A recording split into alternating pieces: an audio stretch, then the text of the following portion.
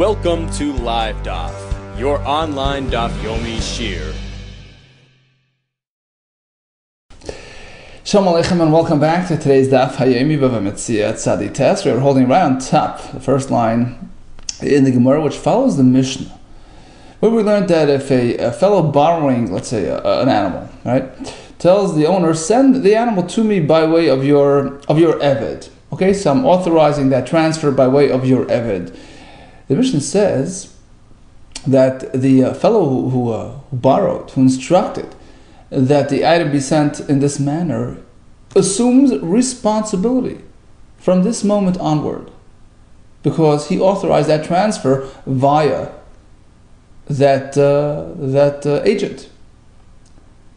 Biad Abdul Chayev, says the Gemara. How can that be? If the owner sent his item with his own slave, with his own servant, true, it was by way of instruction from the borrower, but the fact is, the item is sitting in my servant's possession. How could the borrower assume responsibility? Yad Eved ki Yad Rabbi, the hand of the Eved is tantamount to the hand, to the possession. He doesn't have his own independent entity, his own independent ability to possess. Whatever he has is considered still sitting in his owner's possession. So as Rashi says, it never left the owner's hands. Harei lo yotzes mirshus mashil. Varehu kilu helicha loihu. It's as though the owner is still holding on to the item, never let go of the item. Amar Shmuel be'eved ivri. So one teretz in the name of Shmuel is that we're not speaking about an eved Kenani, non-Jewish slave. Rather, it's an eved ivri, a Yiddish slave. So the loikana gufa, in this case, there is no kinyan on the guf of the eved. So although the eved is meant to serve his master, but he still has his own independent identity. In which case, something which is given to the eved is considered to have left the rishus, the possession of his master. So we can now understand why the Shimon, the borrower, assumes responsibility, because it's been handed over to a fellow who is holding it on his behalf, right? Rav says, no, afilotem evet kanani. It can be speaking even by a regular evet kanani, who's considered a possession of his master. But the answer is like this: it's as though Shimon instructed the owner Ruvain as follows: don't bother delivering the animal. Let's save on delivery expenses. Just strike it with a makil, with a stick, and he'll make his way over to my property. So he treated it as though he didn't actually say it. It's as though he said it. Meaning, when Shimon proposes that Reuven send the animal with the eved, what he's really saying is, look, as soon as you let go of it, I'm looking after it. Rashi says he was mishabed nafshe, he committed himself to be responsible from now on. Okay, so even though technically the eved is still sitting halachically in the hands of the owner, because the eved is but the fact is, Shimon requested that it be done this way, and he's assuming responsibility even before it gets to his domain, even before he takes physical possession or halachic possession over this item. So again, even though it's sitting in the hands of the eved, which technically is still linked to the owner, it has not yet entered the rishus of Shimon. It doesn't matter, because Shimon is taking responsibility from this moment forward. Meis, here comes a kasha. We have a brisa. Hashelas hapara, right? You borrow an animal. V'shilchaloi biad bnoi biad shluchoi chayiv. And the fellow who borrowed asked the owner to send it, right? Send it along with the son, right? With the son, with the shliach. So if he did so, then the Shimon is chayiv. If anything happens en route, biad abdoi patur. So even if Shimon asked that the item be sent with Ruvain's eved over to Shimon, if something happens en route, he's patur. which is in direct contradiction to our Mishnah, which says that if he did it by way of instruction, if he was told to do it this way, then the Shimon is chayav for anything that happens. So now, Mishnah Mila Shmuel. So remember, we had two ways to understand the Mishnah. We had Shmuel's pshat, right? Depends whether it's an Eved Ivri, who has his own independent, identity, or it's an Eved Kanani, who's still connected to his owner. So, according to Shmuel, we have a simple answer. Masnis in the Mishnah, which says that the item is considered under the borrower's auspices once it gets to the hands of Reuven's Eved, Eved Ivri. Speaking about a Jewish slave. Bryce of Eved Kanani. The Bryce is speaking about an Eved Kanani, who's part and parcel of Reuven's, estate, so to speak. And even if Shimon asked it be done this way, it doesn't matter. It's still connected to Reuven and never left his possession. And therefore Shimon is not chayiv for oines. That happens. Elul Rav Kashi. So that's perfect according to Shmuel. But according to Rav, once Shimon requests that it be sent through an Eved, it's as though he said, look, let go of it and I'm taking responsibility. So why is the Mishnah say he's chayiv ve'achrayis, and the Brisa says he's patur? Amalach Rav, lo yitema nasa k'amarle. Let's revise a bit. It's not like we are interpreting it as though he said it. We're speaking, the Mishnah is speaking that he actually told him to do so. He says, look, don't bother delivering it. Just, strike it and let it come. And he decided to give it to the Eved. It doesn't change matters. Once Shimon authorized this method of delivery, he is assuming responsibility from that moment forward. But hit it and it'll come. So that's the case of the Mishnah. And the Brisa, he didn't say so. So until he actually gets it, he's not chayiv b'achrayis. The Itmar, as we have learned, the following halacha, hashileni parascha. Can you loan me your cow? V'amar b'yad mi. The owner says, how do you, which delivery method should I use? V'amar, he says, skip the delivery. Hikisha b'makal v'tavai. Just hit it, and he knows his way over to my house. Amar Rav Nachman, Amar Rav, Barabo, Amar Rav. So he quotes Rav, right? Since he asked it be done this way, once it leaves the house of the owner, even though it's in no man's land, so to speak, but since Shimon asked that it be done this way, he assumed responsibility. If it dies, it's chayiv. Name him say perhaps we can prove this point from the following brisa as well. Right? Loan me your parah. He says, how should I send it? Just hit it and let it come. Once it leaves the property of the owner, right? We're assuming it's now middle of the road, but it's en route to the chayiv. So the Shimon is chayiv. So it's a right to Rav that Shimon assumes responsibility, even though he didn't, actually take physical possession of the animal. Amar Rav Ashi, no, there's no raya from here, because perhaps we're speaking about a specific situation. We're speaking these people, Reuven and Shimon, were next door neighbors. And Shimon, the borrower's property, was inside, so to speak, Reuven's property. So basically you have a street. And Reuven's property meets the street. And if you go deeper into Reuven's property, you go from there into Shimon's property, which is situated behind Reuven's property.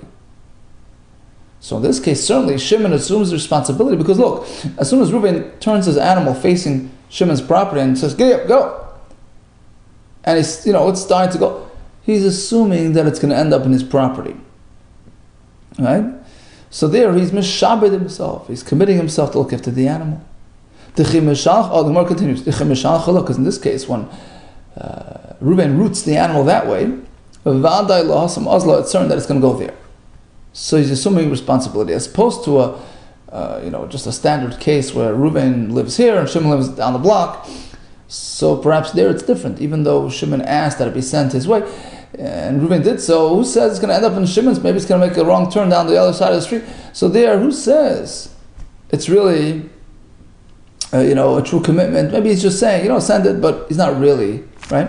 Doesn't really mean it that, to the extent that he's taking responsibility. Okay, so our case in the Bryce is speaking about a very specific case where they're living, next door. Then what's the point of discussing it? I mean, it's pretty obvious if it's right here and I'm sending it. You're chay b'achrayis. The answer is like this: it's speaking the ikar gazyaisa. It's not really a straightforward route. There are some little corners and nooks and crannies where the animal can hide and disappear. Perhaps I would think that perhaps Shimon isn't fully reliant that it's going to really get to his place. Maybe the animal will get stuck over there in one of those hideouts. I'll never get to my property. It's not going to go straight forward to my place. So he's sort of wavering on his, Kamashman, the answer is the Sam Chadaite. No, he is fully reliant on the fact that, if the animal is heading to his direction, it's going to get there, and he's taking achrayus. Okay, so in summation, the Mishnah says when you send the animal by way of your Eved, then the other fellow who asked to be done this way is chayev. The question is, an Eved is not really his own, doesn't have his own, ability to possess and to be kaina, and basically his hand is my hand. So why is it considered to have left my domain? So Shmuel says we're speaking about Eved Ivri. Rav says you don't need that. Even if it's an Eved Kanani, the fact that the other fellow asked that it be sent this way, he's assuming responsibility.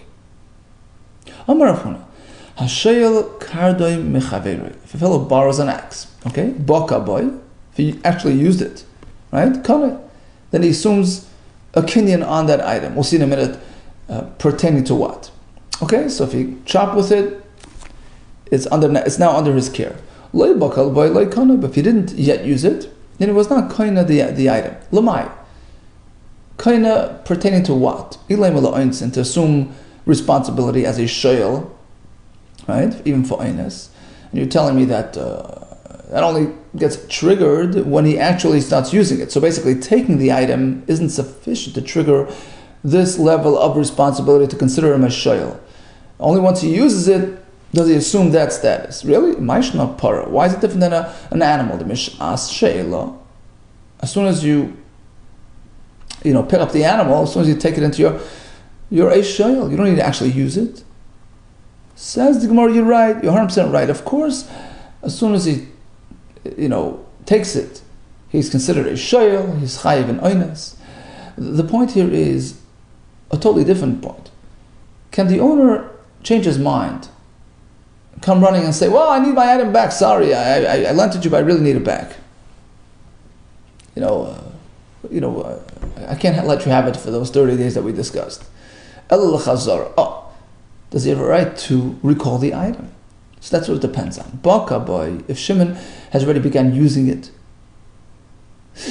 the owner cannot recall it. Because now it's like he made a kinyan for 30 days. Right? But if he had not yet used the item, interesting. So the owner can now recall the item and take it back. Says the Gemara that this point is in dispute of Rav Ami, who says like this: the Amar Rav Ami tells us Hamashal Kardem Shal Hegdish. If a person lends an axe belonging to a Hegdish, so he lends it to his friend, he has committed Me'ilah. He has diverted Hegdish property for private use, and he had benefit from that diversion. Ma'al. How does he have benefit? I mean, I lent it to you. You used it, not me. Because I have some gain. Look, I look like a generous person now, right? You appreciate what I did for you. So, how much would a person be willing to pay for that personal satisfaction, to have people, consider him a generous person, all that. So that amount of hanoah is what he had from lending it to his friend, and he has committed that much me'ilah, and that much is what he has to pay to the Beis Hamikdash.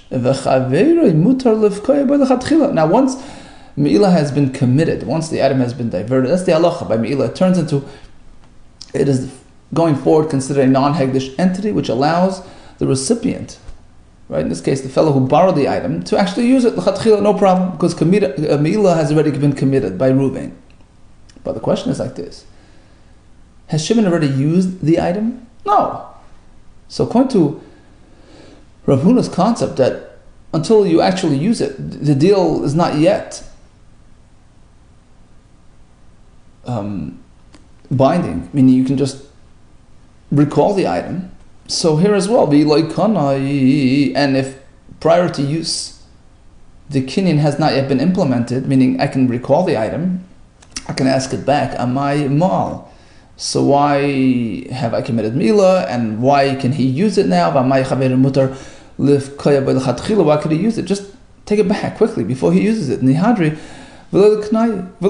Just take it back and abort the kinyan and catch it before meila, and you're safe. So clearly Rabbi Ami disagrees with Rav Huna. As soon as the fellow took physical possession, before actually using it, he's fully kohen of the item.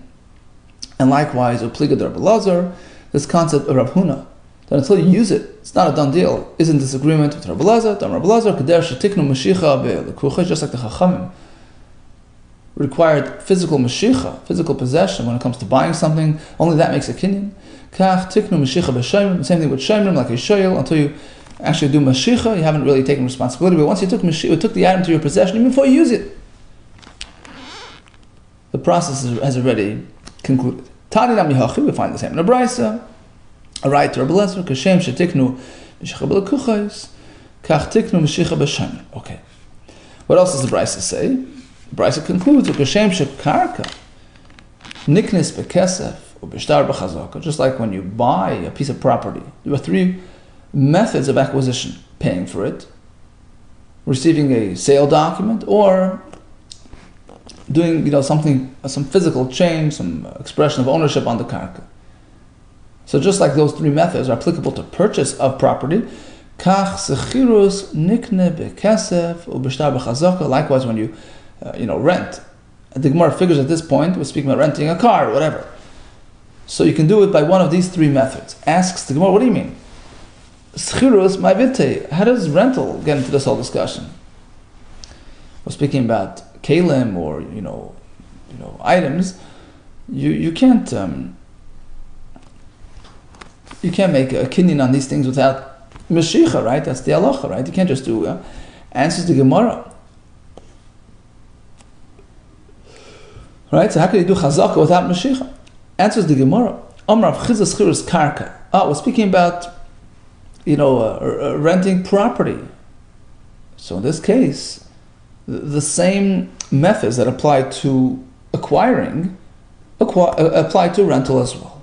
Amar Shmuel, Haiman the Gazel Chavitza the Tamri Mechaver. Chavitza the Tamri, says Rashi, is a glob of dates, and you have 50 dates in this glob. V'izba chamishim tamri. Now, as per the value, it goes like this. There are two ways to look at it. Agav hadadi mizdabnan benun nechichada. Theoretically, if somebody would purchase this glob as a bulk deal, he would buy it for 50 minus 1, meaning 49. So wholesale, it's 49. But if you sell it individually, chada, if you stand in the store and you sell it one by one, you get an extra $1 for it. Mizdabnan benun. You would get a total of 50. Right? $1 per date. So the question is, if a person steals this bunch, how much did he steal? How much does he have to repay? 50 or 49? What's the real value? Wholesale or retail? Says the Gemara, it depends who you stole it from. If you stole it from a private person, 49. You stole it from Hegdish, we're more strict. You have to pay the full 50. And of course you have to add the fifth, the fifth, because that's the halacha when you eat something of Hegdish. Right? Masha'enken b'mazik. As opposed to a fellow who destroys, right? That's just a side point. A person destroys Hegdish property or Truma, you don't have to pay the fifth. Okay, so it only applies to a person who eats Hegdish material. So bottom line, when it comes to Hegdish, we're more strict than when it comes to a common person. Right? So again, you don't pay the $50. As we learned, ish ki yochal kodesh, when a person eats from Hegdish, right? If you destroy, if you take in that fashion, you eat, you consume, then you have to add the fifth, prat lemazak, as opposed to when you're just destroying and harming. Okay, maskal v'rav Abaye barabai yarakash. How could you say that lahedyet, when you did this to a private individual, you only have to pay back 49? Why is he getting away with 49? I mean, namely, the owner can say, I would have gotten 50 for it. I would have sold them, one at a time. Retail. How can you just get away with 49? Amar Rav Huna Breder Rav Yeshua, we find a similar concept elsewhere. When it comes to, let's say, damaging a person's property, a person's produce growing in his field, you don't look at the actual value retail-wise. You look at the collective value of the collective entity and how much that collective entity, that broader entity, was reduced as a result of this particular hezek damage that took place, in a specific facet of that broader entity. That's the halacha we learned back in Bava Metzia. Remember, shaman base saba is a sada. So let's say the animal ate off a sa'a, a huge amount of produce. We don't look at the value of that sa'a per se. It's going to cost you a lot of money if you look at it retail, but you look at the larger entity, at the whole sada, and we say, okay, how much was the sada reduced in price due to this damage?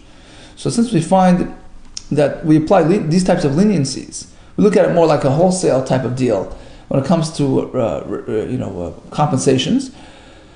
So likewise, in our case, and this is learned from a pasuk. So same in our story, we don't require full payment. Rather, we look at it as a sort of wholesale deal, and he only pays back 49. But when it comes to hegdish, we're more strict. We up it, to the retail value, and he has to pay 50. Tanan. Sorry, it was a Tanan. Okay.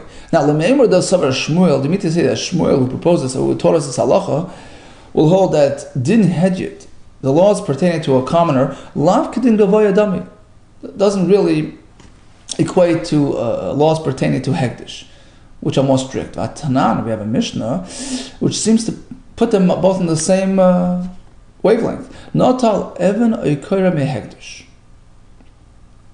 Right. So let's say a person took, and Rashi says, based on the Gemara Chagiga, we're speaking about a gizbar, administrator. So he's in charge of the construction material there in the Hegdish.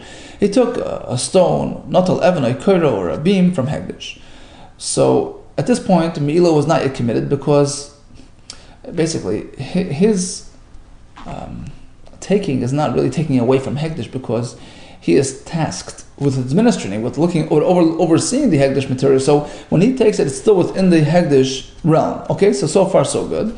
Loimal, Me'ilah has not yet been committed, but if he hands it to a friend, Nisana Chaveroi, that's a true diversion. Who mal? So the Gizbar has now committed Me'ilah Chaver Limal, but the fellow who took it didn't really do anything wrong. The Gizbar gave it. He's the one who diverted. Okay?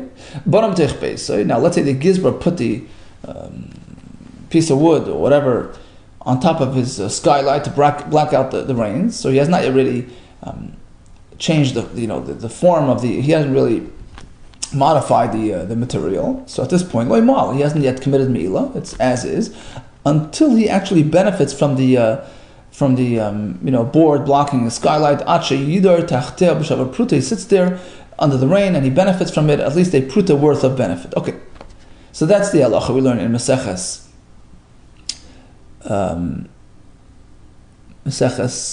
Me'ilah. Okay, v'yosef Rabavo kamed Rabbi Yechon. Rabavo was sitting in front of Rabbi Yechon. V'yosef comes from the Shmuel. He was quoting Shmuel as follows: Zaysei meres. Interestingly, you see, even though this fellow benefited from the Hegdish material, but it was Shalei Midas. The Hegdish was not informed; they weren't so-called aware of the fact that he was doing this, right? And he used it, and Hegdish didn't really lose anything from it. He didn't modify the material; he didn't make them lose anything, and he's responsible. Zois Emeres, we will conclude from this Mishnah that likewise in a non-Hegdish setting, you're responsible for benefiting from the other person's property, even though the other person had no clue. He never stipulated that you're going to have to pay. He didn't lose anything.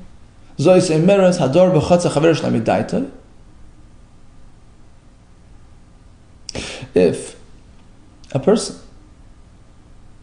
resides in another person's property without telling him, and Rashi explains, the property was not really a rental property. It was not. He didn't lose any money by me sitting there.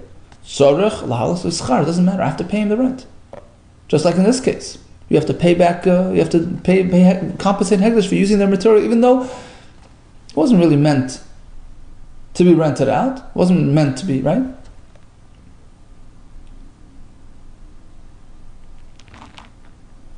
And the fact that Shmuel himself compares Hedye to Hegdish, we learn one from the other, indicates that we view them sort of on the same level.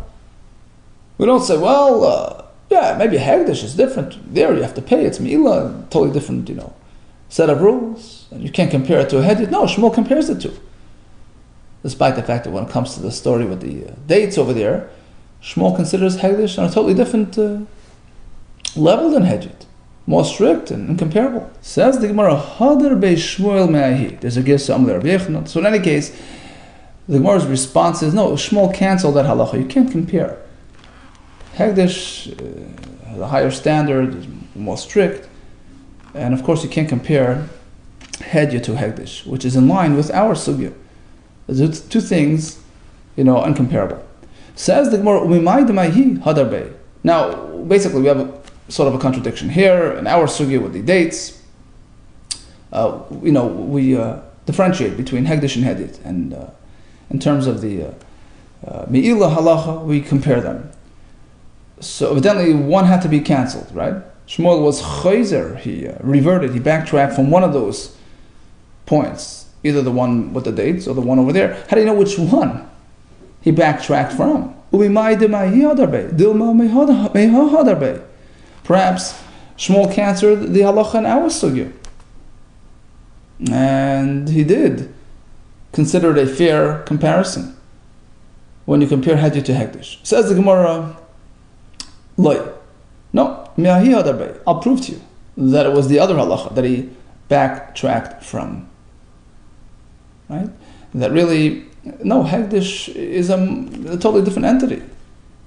You can't compare Hedye to Hegdish. Kid Rava, as Rava says, Dama Rava Hegdish shalei midas. When you take something from Hegdish, even though you haven't really informed anybody, right? But Hashem knows. Hashem is aware of that diversion. So that changes the whole equation. It's Hedye midas dami. It's as though you took something from your friend knowingly, meaning with full awareness, with the victim knowing that you took it. So that would explain why the fellow who took the Hegdish material committed Me'ila, because it wasn't like he was living in his friend's property without telling the other, the owner. Doing it without the owner's awareness. It was with full awareness. Hashem knows. Hashem says, so if you take the Hegdish property, you have committed Me'ila. So of course you have to give, you have to pay. You're responsible. As opposed to moving into your friend's property without informing him, perhaps it's a totally different thing. And in that case, you don't have to pay for it. So we're proving that Shmuel backtracked from that halacha. You can't compare Hedye to Hegdish. And now we can go back to our story with the dates and just stick with it, basically. That you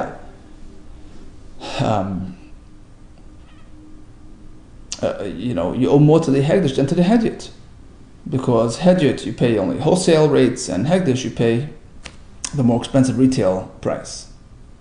So again, we had a story with the fellow who stole the dates, and Shmuel tells us that if it's a Hedye, you pay 49, if it's a Hegdish, you pay 50. The question was, so you mean we differentiate between Hegdish and Hedye? So why, when it comes to the unauthorized use of material or property, we compare the two? Shmuel backtracks on that halacha because really you can't compare the two stories there, because the reason why he'll have to pay the Hegdish in that case is because it's considered midas. as opposed to a fellow using hedyot property where there's no das. So you can't compare the two. So basically, we cancel that whole equation, and our halacha stands. Amar Rabba Hani shakuloi. You have these workers, these porters. The tavru chavisa de chamr l'chanva b'yamid shuka l'chanva. So they were transporting some barrels of wine belonging to a merchant. They crashed it. They broke it. How much do they pay? Now, the item has two potential values. B'yamid shuka mizdaben behay. When it comes, when it's brought to the market on the market day, it's sold for $5. B'shar yoyim mizdaben ba'arba. Typically, on a regular day, it's sold for $4. So how much? What is the true value of this item? What do they have to pay? So it depends when they're coming to make up. Let's say they come back with still some time remaining in anticipation of this market day. So basically, he'll have the ability to sell it at the marketplace. He won't have to take that loss. So now they just give him back a barrel. Take the barrel and sell it for $5. Right? But let's say they're coming on a regular day when it's already past the market day. Right? So now they have to give him the full $5, which he could have sold it for at the marketplace. They have to pay him $5. When do we require them to pay $5 because they caused him that loss? That's when he didn't have other supplies of wine to sell on the market day. So basically it caused him a loss because he would have sold this item if he would have had it. Let's say he had other wines to sell. He should have sold the other wine. And the fact that he didn't indicates that he wasn't really planning on selling. So now they just have to pay him a barrel of wine, despite the fact that it's only worth $4.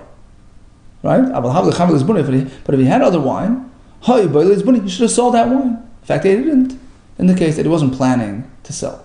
Now, even when we require them to pay him $5, right, in that first case, but they still get some sort of deduction. The expenses that he would have incurred if he would have actually had to sell it at the marketplace. There's their advertising, expenses, etc. They deduct the amount that the tircha that they spared him. The trouble of sitting there and selling it. That's time and effort, right? And he was spared that effort because he didn't have to sell it. So he gives them that deduction. Would make nice on the advertising expenses as well, which he saved because he wasn't actually selling it at the marketplace. Okay, let's recap today's DAF. If you send the item with an eved, right, to the borrower upon his instructions, Mishnah says it's chayev. Why? So Shmuel says it's an eved ivri. Rav says we're speaking that he just said let it go and I'll take responsibility. We have the halacha of borrowing a kardim, an axe. The Gemara brings rayis, not like a Rav Huna. Basically, as soon as he takes possession, even before using it, he's fully responsible, and the owner cannot recall the item. And we concluded with the halacha of Shmuel, with the dates. We had a kasha from Me'ilah, which we answered, and Rabbi's halacha regarding the true value of the broken barrel of wine. All the best to you, Natzlacha Rabbah.